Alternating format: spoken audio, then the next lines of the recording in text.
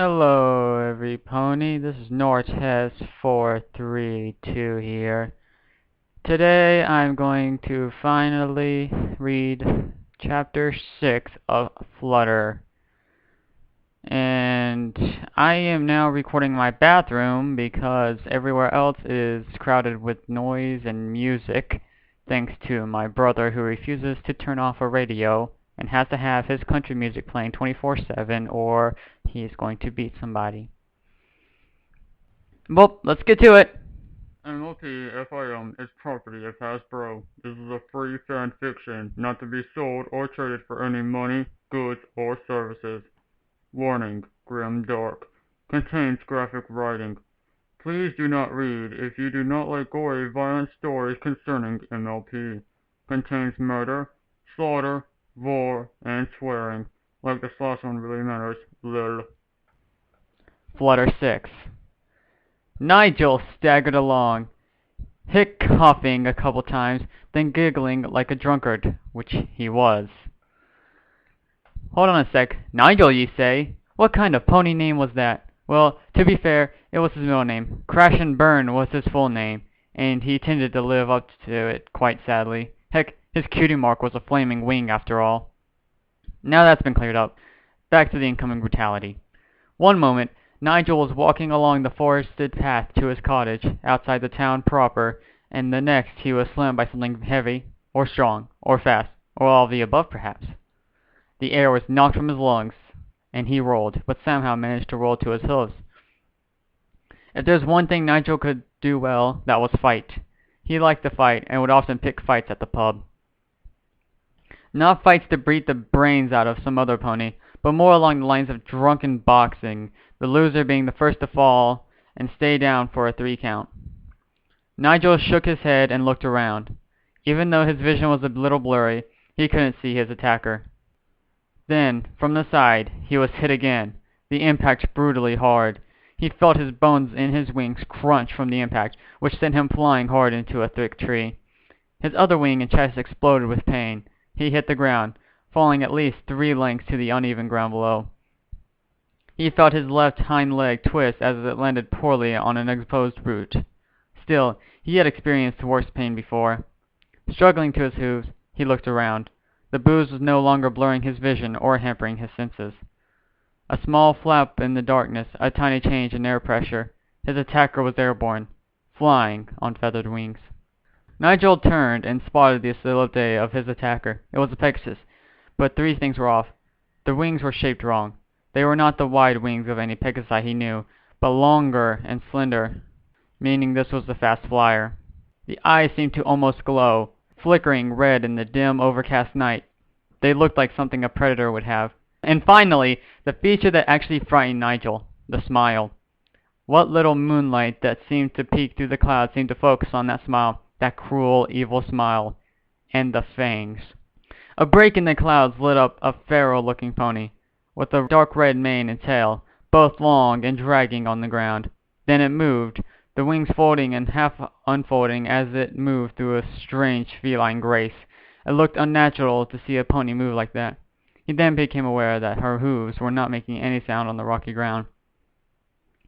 "Hey, you some pony I beat in the match?" He coughed a little, tasting a little blood in his mouth. It was a taste he was familiar with. The pony said nothing, but kept staring at its prey. The shape of the body and face. This was a mare. She may have been a bit small, but she looked lean, with lean and sexy muscles flowing beneath her coat. Or if not for that smile, and maybe the eyes, she was very beautiful. He felt almost captivated by this dark beauty, and only remembered he was in danger when he bumped his limp wing against the tree. "Oh, Buck!" He turned and bolted, just in time to evade a pounce. He heard the sound of a piece of tree being ripped apart. A glance back, and he saw a sizable chunk had been removed from the tree, right where his head would have been. Town was too far, and he was limping as fast as he could on 3 legs. Even if he screamed, by the time any pony heard him and responded, this nightmare, just might have him by then. But if he could reach home, he had some tools he could use as weapons, mainly his cooking knives. Almost on instinct, he scrambled to the side, his broken wing being caught in the mare's jaws. He screamed as he was yanked off his hooves, the pain of the mare snapping bone and tearing flesh nearly blinding. Nigel lashed out with his good leg, catching the nightmare in the ribs and kicking her flying into the darkness between the trees. There was no sound of the mare crashing, or even the slightest flutter of wings. Not waiting a moment, Nigel scrambled toward the light ahead. His cottage, the window lit by a small magic light he had purchased by that traveling salesmare. What was her name? Trixie? Yeah, whatever, that doesn't matter right now. He burst through the front door, blood streaming from the stump where his wing had been. He grabbed the sharpest knife he owned from the counter and turned to the door. The mare was standing there, lit by the pale light from outside and the magic stone inside. Her form was indeed slender, strong, beautiful, and terrifying. In her mouth was his dismembered wing, still twitching. She gently set the wing down and spoke in the most angelic voice. I do hope you are enjoying my little game. Nigel gripped the knife in his teeth and stepped back. Don't want to hurt you. Just go away and leave my wing. I don't want to cut you up. The mare licked her bloody lips and turned her head slightly. Do you think you have what it takes? He watched as a red line flowed from under her eye, down her beautiful, frightening face. Was she crying tears of blood? What are you? A mother. She stepped forward, not making a sound on the creaky floorboards. And my baby must eat. Nigel gulped. This was no Pegasus pony. He watched those red eyes, the pupils narrowing to slits, as she stepped into the light. Why would you do something like attack me? Your baby can surely eat animals in the forest, can't it? He used to, but then he tasted pony flesh. She licked her lips, her wings fluttering in anticipation. And I have to say, he really does enjoy it more than anything else. When my baby is happy, I'm happy. Fuck you. I'm not going to become Greek child's next meal. He lunged forward, slashing with the knife. But the mare moved to his left. The knife was to his right. He couldn't turn his head or body fast enough to compensate. The mare's tail flew into his eyes, blinding him momentarily. The best he had managed was to cut a few errant strands of hair. He suddenly felt a hoof to his lower jaw, his ward blossoming in pain as he felt it bruise. The sound of the knife falling on the floor with a thunk didn't even register. He landed on his body and raw wing stump, more pain tearing through him. Come on now, you're a big stallion. I'm a little mare. Flutter's honeyed voice taunting in Nigel's ear. He had heard that voice before. He knew this pony, somehow. Then Nigel saw the key mark. I know you. Fluttershy? From Ponyville. You mended my broken wing a few years back. Nigel struggled to rise. Oh. She looked surprised. You know me? You're kind. Gentle. You're not like this. He didn't want to beg for his life. He tried to reason with her. This was not the pony he had met before. You never even heard a fly. Flutter giggled cutely, making Nigel's blood run cold. Yes, that's me. But I am also a mother who would do anything for her baby. She glanced down at the knife. Very nice knife. Made out of Damascus steel. Isn't it? Very expensive, strong, and sharp. She gripped the handle in her teeth and pulled it from the floor with no effort. Please, Fluttershy, you don't have to do this. Please! He cried, his back to the wall as Flutter advanced, her eyes reflecting off the knife. Crash and Burn saw those eyes. They were not the eyes of this pony, but something else, cold, ruthless, evil, and hungry. He didn't get a chance to scream as the blade flashed, piercing his eye and being buried to the hilt into his brain. ... The voiceless whispers and never clearly seen shadows taunted Twilight as she opened her first book. The pages were made of the treated skin of some unknown creature, inscribed in blood. The first diagram of some bipedal creature told her this was not the book she wanted. She closed the Necronomicon and floated it back to its place on the shelf. Book after book she would open and quickly examine, choosing only the books that seemed relevant to her research or those that caught her attention, those she placed on the stone floor near the table. Ugh! Who knew that necromancy was this creepy? And would you shut up? She screamed at the voiceless whispers, her voice echoing with power through the hall. Silence. Then the voiceless whispering returned. ... Flutter had drank her fill, once again becoming nearly intoxicated by the blood. It tasted so wonderful, and she felt stronger than before. She pulled her long, sharp fangs from Nigel's jugular. There was very little blood left in the body. She dragged the remains from the cottage. She paused and looked back. There was evidence in that cottage, evidence that could lead to her. Flutter entered the hut and opened the few kegs of lamp oil, knocking them over and allowing their contents to pour all over the floors. She took the only lit lamp to the door and stepped outside. She could hear voices in the distance. Some pony had heard the screams and was coming to investigate. Flutter threw the lamp back inside the cottage, the now exposed flame catching the oil on the floor. Flames spread quickly through the structure. Flutter grabbed the corpse and took it to the air, flying low to avoid being seen, and into the dark forest. Somehow, her eyes adjusted instantly to the darkness, allowing her to see as though it were a clear, full, moonlit night. She grinned and flew deeper into the forest. It was time for her baby to find a new home. This current cave was just too close to Ponyville for her liking. ... Princess Luna looked out over Equestria.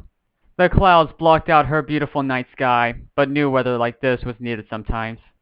Rain started to fall, just a drizzle at first, but it increased to a comfortable, slow rain. She stepped out into the rain and let it drench her.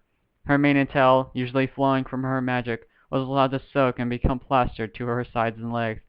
Rarely did she indulge in such an activity, but it served a most important function. It hid her tears. Why would thou allow thine most beloved student become a necromancer? Dost thou want her to become like us? Luna shivered slightly. ...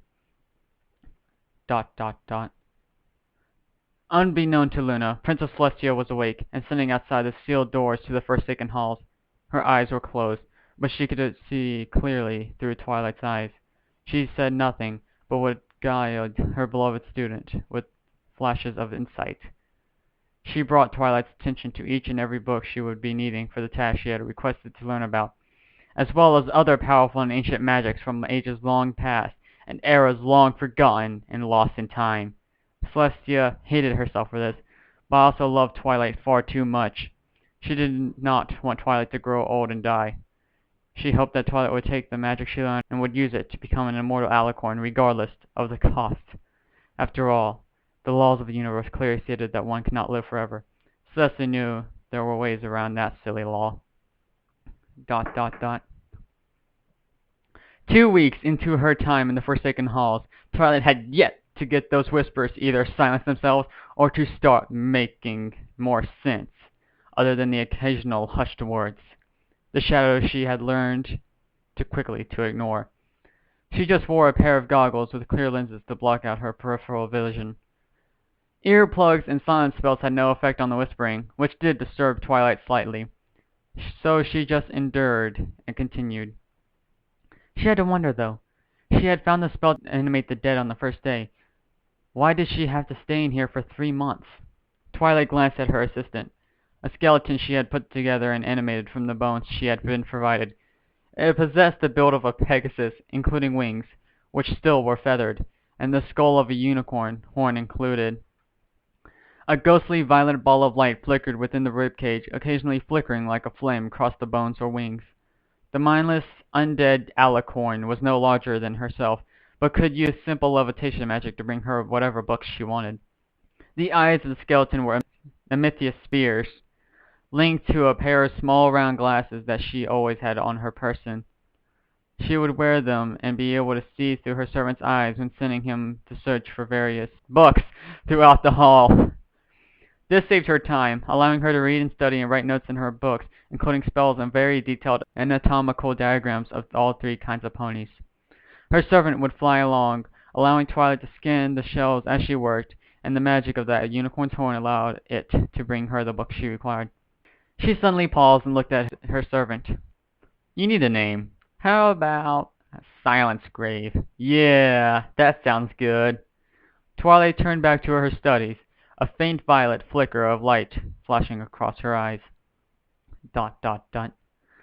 Fluttershy was spending the day with her ever-agenic friend Pinkie Pie, helping her to set up a special birthday party for Scribe Scrolls, more commonly known as Miss Mayor, only by her closest friends as Scribble. Thankfully, Scribble was not on the banner. The butter-yellow Pegasus was glancing around and noticed some strangers walking into town, coming from the same direction as Trottingham. She just kept on helping Pinkie, who had stopped to watch the travelers. They both looked a little wary of these ponies, and looked suspicious under their thick-hooded cloaks. "Hey, Fluttershy, who are they?" Fluttershy poked her head out from behind the beverage table. "I don't know. Isn't Trottingham up that way?" Pinkie Pie nodded. "I think so. I'm gonna go say hi." Fluttershy placed a hoof on Pinkie's shoulder. "They don't look happy about something." "I know. I must have forgotten to invite them. But I also don't know them, so how could I have invited them in the first place?" "That is possible," Fluttershy giggled. The pair of grim-looking strangers pushed past the ponies, who were helping set up the outdoor party. The large earth pony bellowed loudly, receiving stares from every pony. "Where is the mayor of Ponyville?" The other earth pony did not yell, but spoke. "Please tell us where we can find her." Pinkie Pie pointed at the town hall. "Maybe in her office, duh!" The larger pony glared at Pinkie Pie, who smiled cutely back. Thank you. He spoke softly in his deep voice, then joined his companion. The smaller of the pair headed into the hall while the larger one stood guard outside. A short sword was now visible under his travel cloak. No pony wanted to risk angering the pony who was even larger than the local friendly giant, Big Mac. Fluttershy got back to helping Pinkie Pie, who kept glancing toward Town Hall. "I wonder what's going on in there?" Pinkie asked as she set up a lamppost.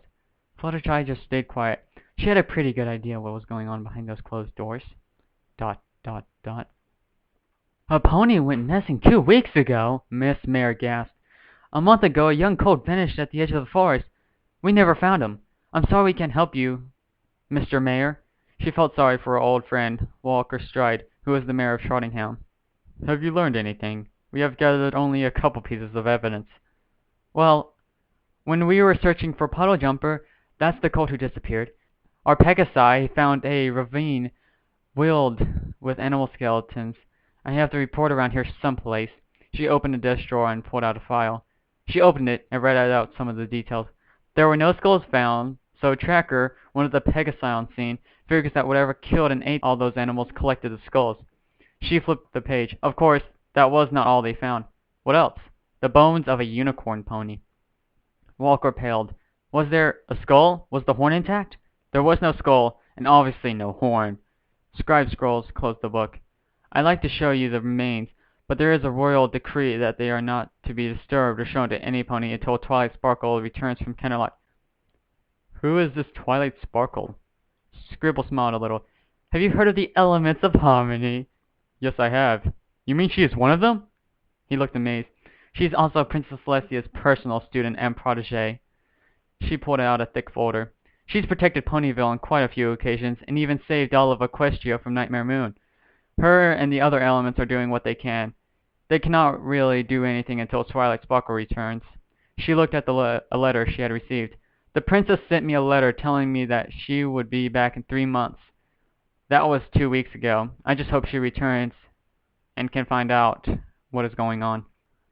"We had an old legend up in Trottingham." Walker sat down and looked out the window. "A long time ago, an evil monster came out of the Everfree Forest. It was not interested in hurting ponies. It was interested in hunting and eating them. Every week it would come into town in the dark of the night and hunt. It was too powerful, fast as lightning, stronger than a bull, and smart. Too smart for just a wild animal. To make matters worse, it possessed magical powers, strong enough to allow it to defeat any lone unicorn with frightening ease. After nearly 5 months, so many had either been killed or had left town. Those who remained set a trap, one that would require a sacrifice." He paused and steadied himself. "An old stallion offered to be the bait, so the rest of the ponies hid and waited. After a few nights, the monster appeared. It was described as something from a nightmare. Half panther, half dragon. It was twice as large as my friend outside. It was fast and strong and killed the poor stallion with a single bite. But the trap was sprung. Every unicorn pony in town, all 20 who had come to help, wrapped him in magically strengthened chains. He fought back with his intense magic, killing 5 more unicorns with ease. Earth ponies and Pegasus ponies attacked with long spears tipped with steel blades stabbed into him. It was a brutal battle, half of those fighting horribly injured, and 10 more killed. But finally, a spear pierced his heart. Finally, the monster was killed, and they got a very good look at it. The thing was built to kill. It had great leathery wings, even twisted and cruel horn where a unicorn should have one. It was mostly black, but with a blood-red mane, claws, tear stains, and black teeth. The monster was burned. It took a week for the body to be burned to nothing but ashes, oil and wood and even coal being thrown into the fire to make it burn as hot as possible. Finally, with nothing but ashes left, they were gathered up and scattered all over the Everfree forest. Till 2 weeks ago, we knew that story is a part of Cheltenham's history, a dark part of it, but we never imagined we would experience anything like that. Scribe Scrolls held up a hoof. What makes you think the monster is back? Walker placed a lock of old hair on the desk. It was a blood red and ran to a coal black at the tips. This was the only part of the monster that was not burned. It was cut from the corpse and placed into the archives to show that this story was truth. Then he placed a few loose strands of the same hair on the desk. This hair was recovered from inside a cottage that was nearly burned to the ground last night. If not for the rain, we would not have recovered any evidence at all. Then your monster is back? Could that be what killed the unicorn and collected the skull? Most likely. This monster would always take the skulls. The lair was never found, so it might be in the Everdeep Woods. The Everdeep Woods? Scribe Scrolls went white. I've only heard legends and stories about that place, so deep inside the Everfree that nobody has ever seen it before. She looked at the strands of shiny hair. They were not the same as the older ones. Does it even really exist? I believe the Everdeep Wood does exist, and we believe that this is where the monster came from. We believe that is where the monster came from. This might be the same species, or an offspring, or even Scribe Scroll gulped. The same one. Same one? But you burned it to ashes. You scattered it all over the forest. There's no way it can be the same one. Walker chuckled. It's a monster. It could be the same one for all we know. It might have such powerful magic that it cannot be killed forever. It might be like a phoenix, capable of being reborn. If that is true, how can we hope to defeat something like that? Walker shook his head. I don't know. The ponies nowadays don't have the same fighting spirit as they did hundreds of years ago. All we've known for centuries was peace and prosperity. He put away his evidence. Pardon my tongue when I say we are royally rooted. You're pardoned. Scribe Scrolls stepped out from behind the desk. I think we should let Princess Celestia know about this new evidence. She might be able to help us. Walker nodded. I really hope so. And I'm sorry I had to come to ruin your birthday with news like this. Don't worry, my birthday was yesterday, she replied, chuckling. Scribe Scrolls walked to the window and watched the ponies as they continued to set up her party. Let's wait till tomorrow. There's no need to worry the townsfolk just yet with this news. I hope you're right. It just fed, so we should be safe for a week, maybe 2. Walker stood next to his old friend. I really hope that the princess can help. To be continued! Yeah! So, that was the thing. Fun. Real fun. I love this chapter, which is nothing new. I'm starting to love all these chapters. The fight scene at the beginning kind of like throws you right into it. So, again, 10 out of 10. And I'm really trying so hard not to make it lower on the scale because Blackthorn wasn't in it. Because we all know that Blackthorn's the best pony. Blackthorn is the best pony. But now, Blackthorn has competition because of that new Grave guy. Yeah, that new Grave pony is going to be competing for best pony. So, if you don't mind, vote in the comments below who's best pony. Blackthorn or that Grave pony whose name I cannot remember at this very moment. And see you guys next time. Ciao.